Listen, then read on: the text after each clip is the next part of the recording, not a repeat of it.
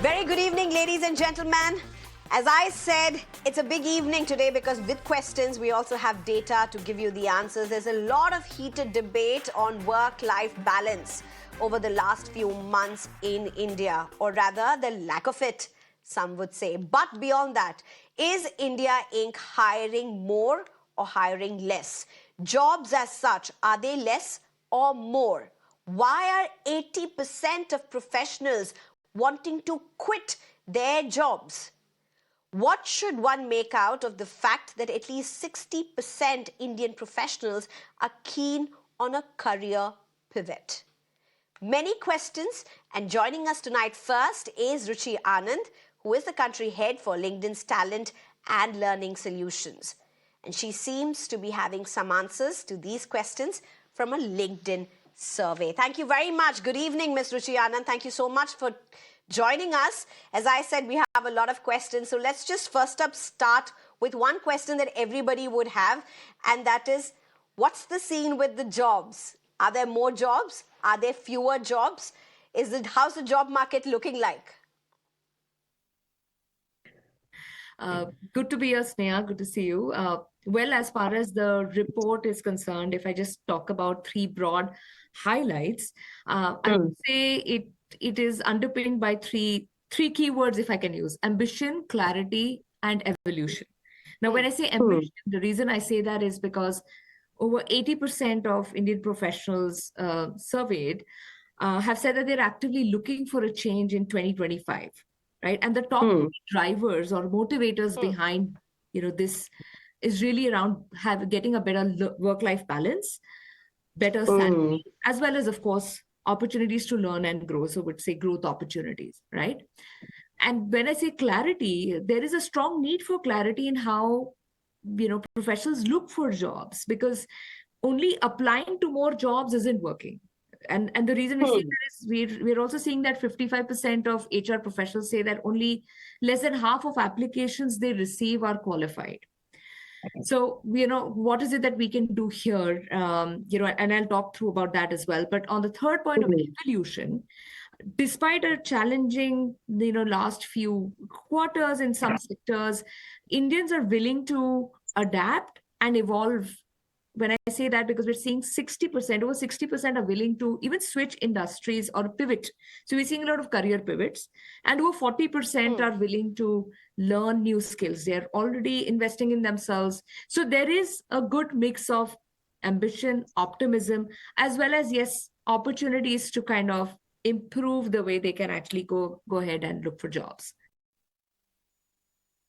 Okay, since you mentioned work-life balance, and that's been quite at the heart of a lot of public discourse and debate, much heated discourse for that matter, how is this being reflected? Are more people quitting for the sake of, to find better work-life balance? Are corporates working their way around this? I mean, how is this getting reflected on the ground?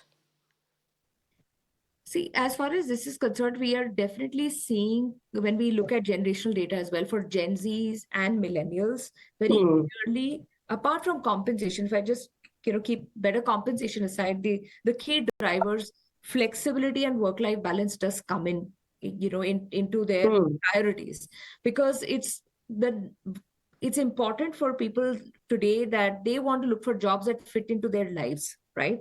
And that is a trend that we need to be aware of. We need to see, when a large part of our workforce is going to be Gen Z, what is important to them is opportunities to grow, opportunities to have flexibility and this work-life balance. So we're definitely seeing that as key motivators or drivers when it comes to a large part of the workforce today. Interesting. Now, while you're talking about motivators, layoffs are very evident in the West, particularly in the US. If you look at it, Meta, Amazon, so many of them. There have been some spurts in India as well. But what's the situation currently? Can people consider making a career move? Should they? Is it an encouraging market out there? I would say that because the skill penetration, and even, for example, the AI skill penetration as per our data in India is higher. We're seeing over 2x. In fact, if we see compared to the US, Indians actually spend 2x more hours learning new skills as well, as per data on LinkedIn Learning. So if I say this, what actually this is showing is that Indians are continuing to invest and adapt to newer skills, right? And be ready for they're being ready to be successful, not just in their current role, but also the roles that are coming up. So I would say that to that extent, we see that there is an advantage that India has, and in terms of how the professionals are actually owning their careers and charting their career paths. Okay, but what's the job market like? Are jobs more? Are they less? Are layoffs imminent? Do we have a sense of this? Because, I mean, these are questions that everybody has on their mind. Yeah, no, we would say it's stable. I would still say once again, it's newer jobs, not fewer jobs, because at least if we look at the job activity on the platform specifically for roles in India are continuing to be more, as well as they're evolving. Maybe I would say that if you look at the same role, maybe companies won't be hiring more of the same role, but evolved roles with more skills that are required. Right. So that's how I would put it. So yeah, I would say it's more stable in terms of what we're seeing from the platform. Okay. Okay, so what's the role of AI? I mean, in jobs, in the job market, for job searches, for hiring, and in India currently, how's AI interspersing with jobs as such? Yes, AI, the way we're seeing it, is transforming how we work. And our data is also showing that it is freeing up time for professionals to focus on more strategic, creative, and human-centric work. So that's how what we're seeing. And like I said, the other thing that we're seeing on our platform is that 37% of professionals believe sharpening their AI skills will help them grow. And that's why, to my earlier point, Sneha, what I said is that we're seeing more learning activity by Indians, and specifically even on AI skills that has been happening on the platform. Yeah.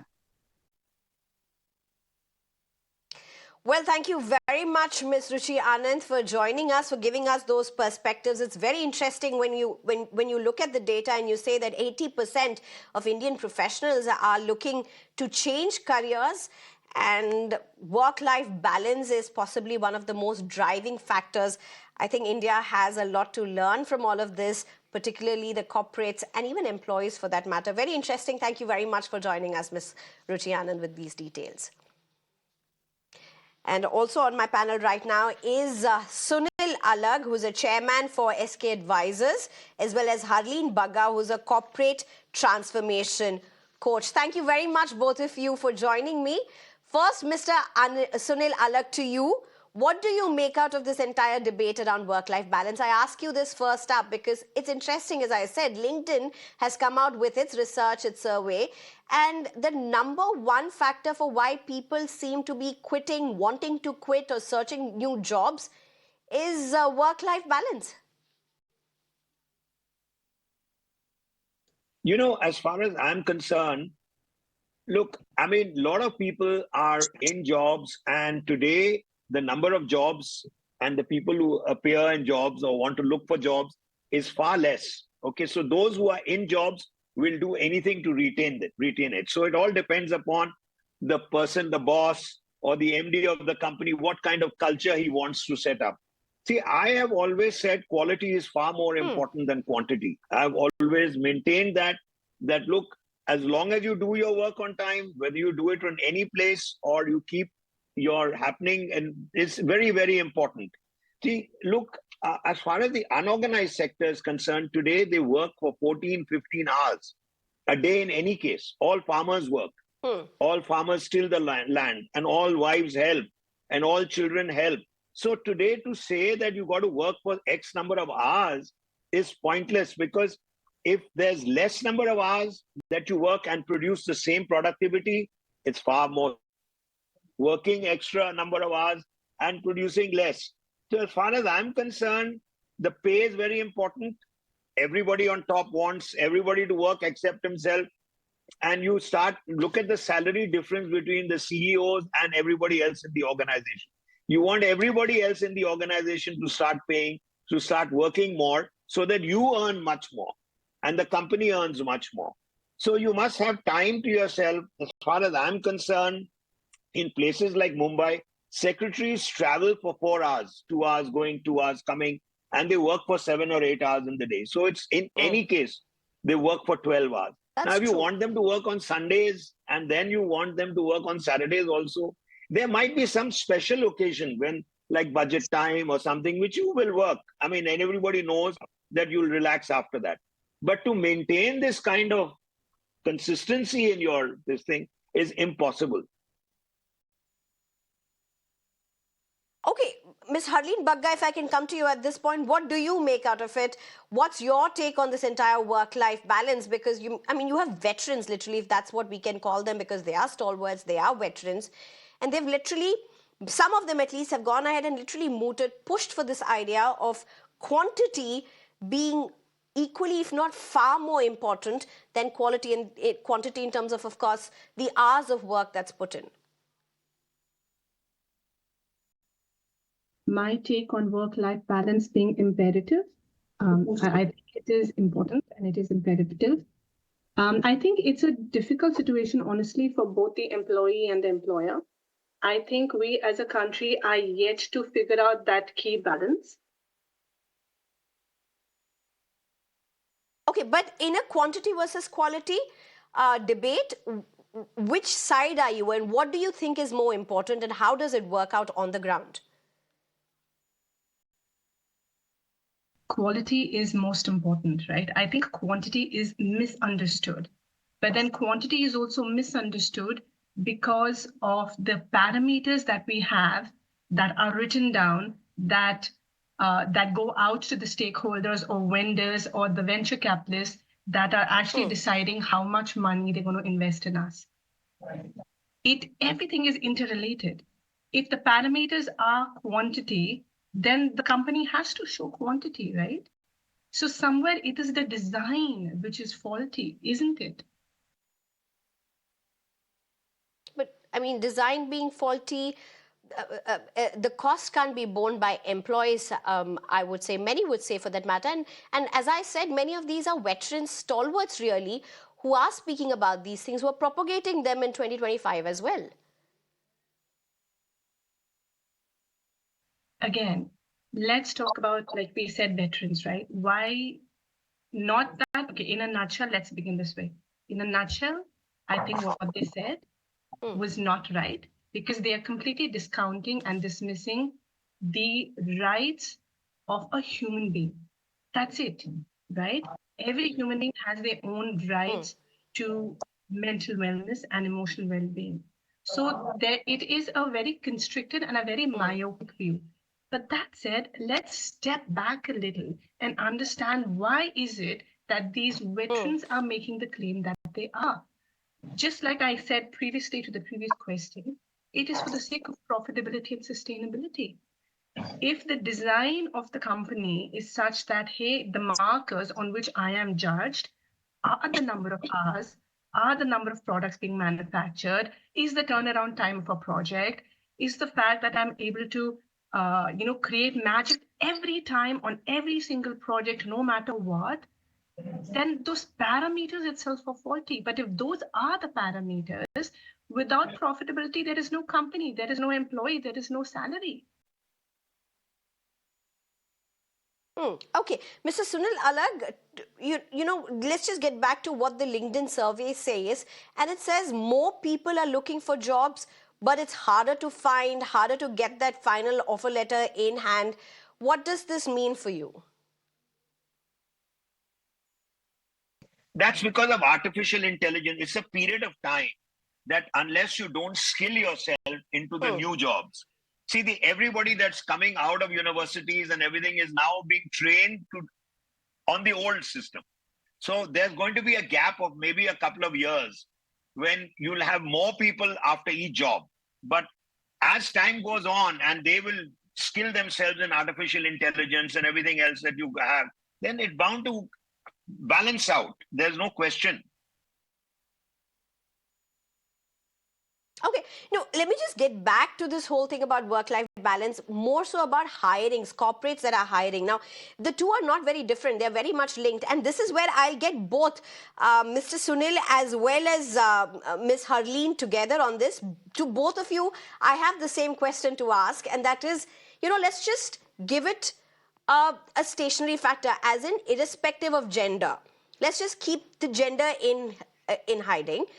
And let's look at the other skill sets. Say there are two people who have come for an interview, they have the same skill sets, they have the same talent pool, they have the same competency, more or less around the same competency, and then bring in their gender, where one of them, by virtue of how the society expects to work, the stereotypes associated, has more time to offer.